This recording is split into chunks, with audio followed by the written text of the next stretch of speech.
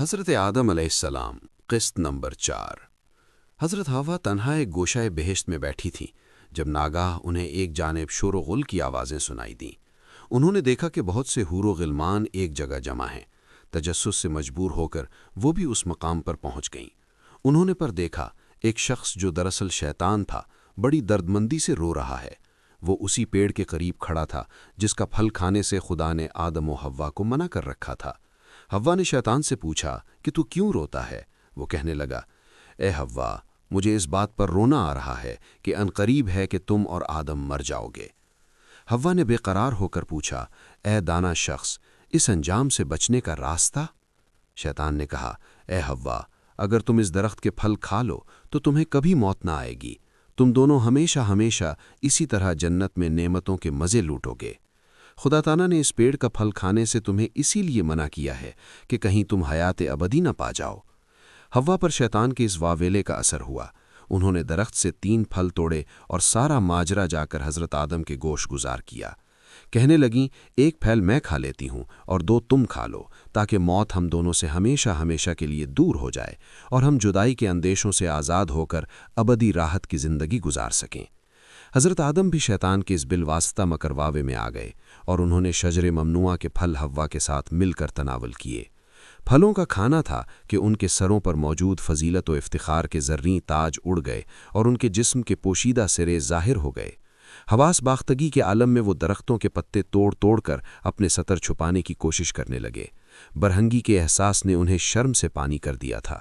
وہ درختوں میں بھاگ رہے تھے اور ایک دوسرے سے چھپنے کی آن کر رہے تھے۔ یہ کیفیت اس ندامت اور پشیمانی کا اظہار تھی جو حکم الہی کے بعد آدم و حوا پر طاری ہوئی۔ وہی بہشت تھی، وہی اس کے سبزہ زار اور وہی حسین نشیب و فراز تھے، مگر آدم و حوا کے لیے سب کچھ بدل چکا تھا۔ وہ کسی سے آنکھ ملانے کے قابل نہ رہے تھے۔ اب وہ خدا کے محبوب نہیں، اس کی درگاہ کے معطوب تھے، اور یہ بات اہل بہشت بھی جانتے تھے۔ ان کی نگاہوں میں آدم و حوا کے لیے تعصف تھا، مگر وہ ان کے لیے کچھ نہیں کر سکتے تھے۔ وہ سب جانتے تھے کہ یہ دونوں اب خدائی عتاب سے بیچ نہ پائیں گے۔ آدم کو سجدہ نہ کر کے ابلیس نے جو کہانی شروع کی تھی وہ ایک نئے موڑ پر پہنچ چکی تھی۔ عرش معلیٰ سے کئی بار خدا تعالیٰ نے حضرت آدم کو پکارا، مگر شرمندگی کے سبب حضرت آدم سے جواب بن نہ پڑا۔ آخر جبرائیل ان پر ظاہر ہوئے اور انہوں نے کہا، اے آدم، آپ کا رب آپ کو پکارتا ہے۔ تب حضرت آدم نے اپنے مالک کی صدا کا جواب دیا، اے رب العزت، ہم تیرے عاصی تجھ سے شرمندہ ہیں۔ باری تعالیٰ نے فرمایا، اے آدم، کیا میں نے تجھے اس پیڑ کے قریب جانے سے منع نہ کیا تھا؟ میں نے یہ نہیں کہا تھا کہ شیطان تمہارا دشمن ہے، وہ تمہیں راہ سے بھٹکانے کی کوشش کرے گا۔ حضرت آدم نے کہا، بے شک اے رب، تو نے کہا تھا، تو نے ہمیں آگاہ کر دیا تھا۔ بے شک ہم خود اپنی جانوں پر ظلم کرنے والے ہیں۔ اے رب رحیم، اگر تو نے ہمارا یہ قصور معاف نہ کیا تو ہمارا کہیں ٹھکانہ نہیں۔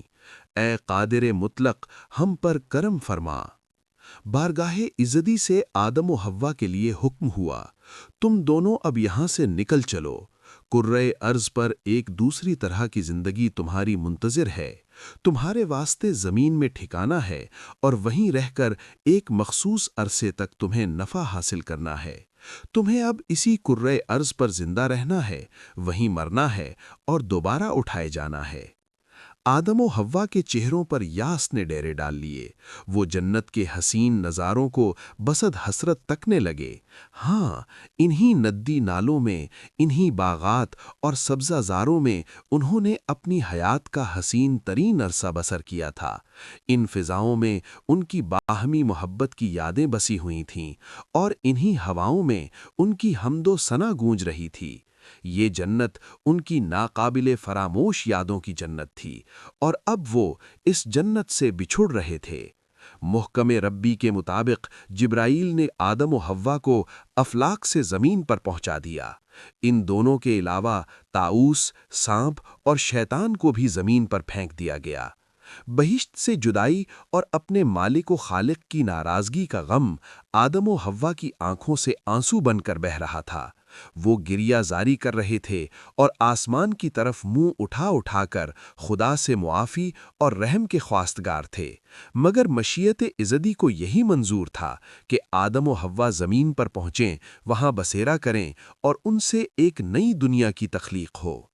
ان دونوں کو زمین پر بھیجنے میں اس علیم الحکیم کی ہزاروں حکمتیں اور دانائیاں پوشیدہ تھیں، لہٰذا آدم و حوا کی دعاؤں کو فوری قبولیت حاصل نہیں ہوئی۔ وہ اپنے گناہ پر شرمسار اور دلغار ایک مدت زمین پر مارے مارے پھرتے رہے اور اپنے لیے بخشش طلب کرتے رہے۔ روایات کے مطابق حضرت آدم کو جزیرہ لنکا کے ایک مقام کوہ سراندیپ پر اتارا گیا تھا، حوا کو ان سے کوسوں دور جدے میں اتارا گیا، باقی تینوں میں سے ابلیس کو سیستان میں، سانپ کو اصفہان میں اور طاؤس کو کابل میں اتارا گیا۔ حاصل کلام یہ کہ آدم و حوا ایک دوسرے سے دور سنسان اور بے آباد زمین پر بے آسرا گھوم رہے تھے۔ پہلے زخم ہی کچھ کم نہ تھے، اب انہیں ایک دوسرے کی جدائی بھی برداشت کرنا پڑ رہی تھی۔ ایک زمانہ گزر گیا، حضرت آدم روز و شب گریہ کرتے رہے اور یہی دعا مانگتے رہے، اے رب، تو نے مجھے اپنی قربت سے محروم کر دیا، مجھے فرشتوں کی تسبیح و تحلیل سے تہی کر دیا، مجھے بخش دے۔ آخر خدا کو اپنے بندے پر رحم آیا اور حضرت آدم کو توبہ کا طریقہ القاء فرمایا۔ حضرت آدم نے اس طریقے سے توبہ کی اور اسے بارگاہ الہی میں قبولیت حاصل ہوئی۔ حضرت آدم کی مایوسی اور غریب الوطنی دور کرنے کے لیے اللہ نے اپنی قدرت سے یاقوت سرخ کا ایک خوبصورت گھر ظہور پذیر کیا۔ اس کا نام بیت المعمور یا بیت السراح تھا۔ یہ وہی جگہ تھی جہاں اب خانہ کعبہ ہے۔ اس گھر کی ایک دیوار میں حجر اسود بھی پیوستہ تھا۔ اس کے بعد حضرت جبرائیل زمین پر آئے اور حضرت آدم کو ان کی توبہ قبول ہونے کی خوشخبری سنائی۔ پھر حضرت آدم کو خدا کا حکم پہنچاتے ہوئے کہا کہ وہ مکہ پہنچ کر اس گھر کا طواف کریں، اسی طرح جیسے ملائکہ عرش کا طواف کرتے ہیں۔ اس طواف سے ان کے دل کو سکون و راحت نصیب ہوگی۔ بعد ازاں جبرائیل نے آدم علیہ السلام کو مناسک حج کے متعلق بنایا اور آدم علیہ السلام حج کی ادائیگی کے لیے عازم مکہ مکرمہ ہوئے۔ یہ تنہائی اور حیرت کا سفر تھا۔ وہ زمین کی وسعتوں اور اس کی نیرنگیوں کو دیکھ دیکھ کر حیران ہو رہے تھے اور چلے جا رہے تھے۔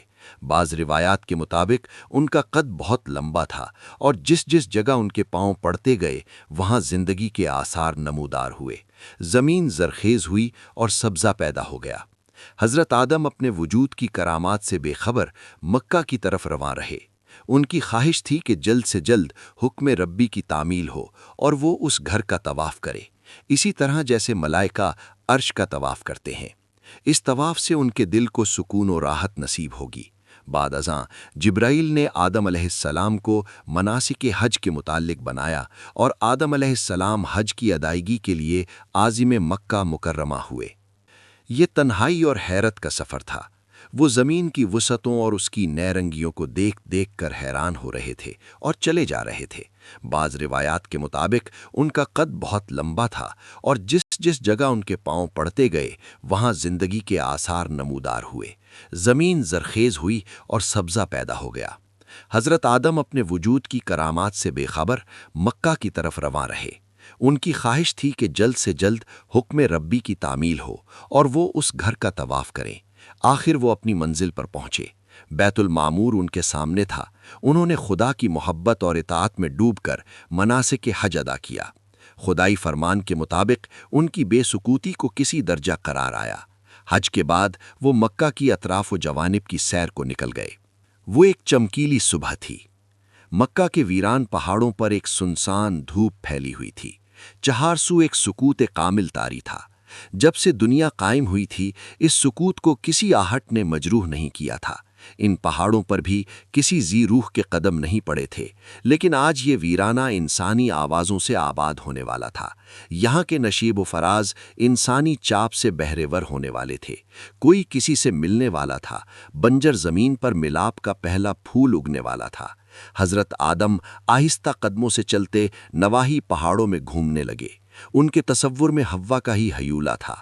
اس ہیولے کے ساتھ آبشاروں کے ترنم، شبنم کی ٹھنڈک اور پھولوں کی نرمی کو نہ جانے کیا نسبت تھی کہ یہ سب چیزیں بھی آدم کے تصور میں چلی آئی تھیں۔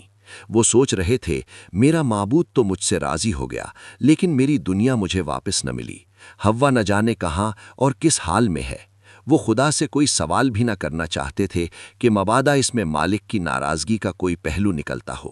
وہ نہیں جانتے تھے کہ ان کی آزمائش کی گھڑیاں ختم ہونے والی ہیں، ان کے انتظار کی شاخوں پر وصل کے پھول کھلنے والے تھے۔ حضرت حوا بھی آدم کی جدائی میں پریشان و دل گرفتہ تھیں۔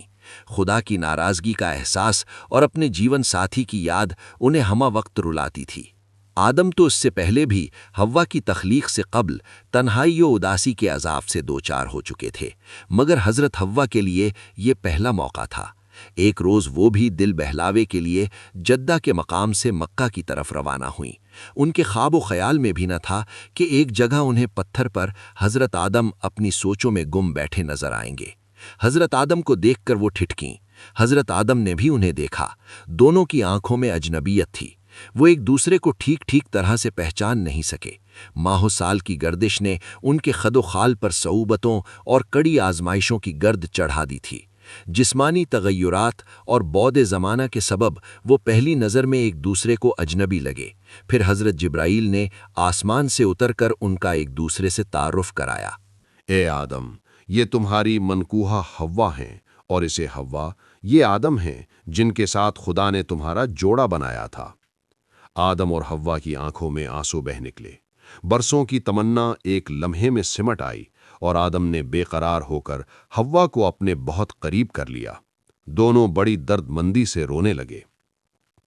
اس وقت دونوں کو حکم ہوا کہ سرندیپ چلے جاؤ تاکہ وہاں تمہاری اولاد پھلے پھولے اور یہ کرۂ ارض آباد ہو۔ حکم ربی کے مطابق آدم و حوا سرندیپ پہنچ گئے۔ ایک روز جبرائیل ان کے پاس 7 ٹکڑے لوہے کے لے کر آئے تاکہ انہیں آہن گری سکھائیں۔ آگ کی ضرورت پڑی تو جہنم سے آگے لائی گئی، لیکن وہ اس قدر گرم تھی کہ استعمال نہ کی جا سکی۔ بالآخر چخماق پتھر رگڑ کر اس سے آگ پیدا کی گئی۔ جبرائیل نے آدم کو آہن گری سکھائی اور آلات زراعت بنا کر دیے۔ بہشت سے نکلتے وقت حضرت آدم کے پاس چند پودے اور کچھ گندم موجود تھی۔ زراعت کے اسباب مہیا ہو گئے تو ایک روز آدم اور حوا زمین کے سینے سے رزق حاصل کرنے کے لیے نکل کھڑے ہوئے۔ ایک قطع اراضی پر ہل چلا کر بیج بویا گیا۔ آدم نے گندم اور حوا نے جو بوئے۔ پھر وہ شب و روز اس کھیتی کی دیکھ بھال میں لگ گئے۔ ان کی زندگی ایک خاص ڈگر پر چل نکلی۔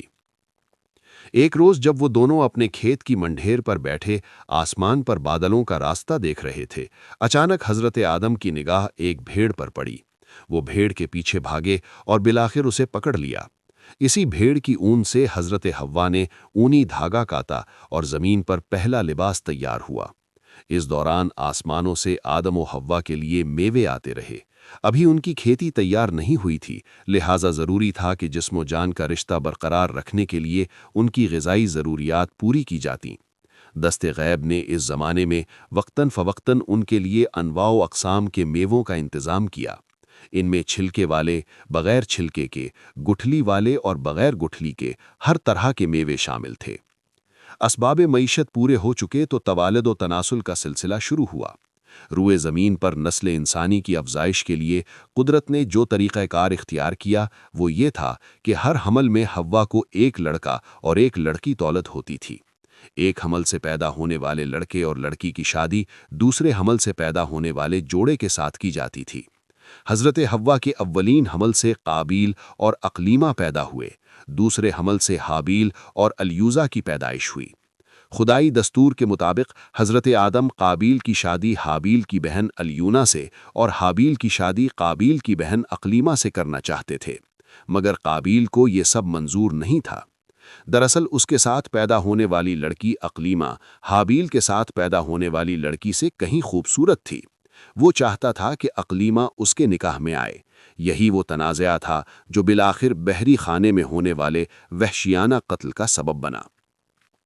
حضرت آدم نے قابیل کو سمجھانے کی بہت کوشش کی، مگر وہ کسی صورت اقلیمہ سے دستبردار ہونے کو تیار نہ تھا۔ पंदो नसाहे से नाउम्मीद होकर हजरत आदम ने दोनों बेटों को इकट्ठा किया और उन्हें लेकर पहाड़ों में आ गए। कोहे मना की चोटी के पसे मंजर में सूरज का आतशी गोला मगरिब के अनदेखे नशेब में उतर रहा था। आसमान पर शफक रंग बादलों के टुकड़े मशरिक में शाम की फैलती हुई चादर को महवियत से देख रहे थे। हजरत आदम ने कोहे मना की तरफ इशारा करते हुए कहा, बेटो, सामने उस चोटी को देख रहे हो? हाबील और काबील ने इस बात में सर हिलाया। हजरत आदम ने कहा, कल ये चोटी तुम्हारे तनाज़े का फैसला करेगी।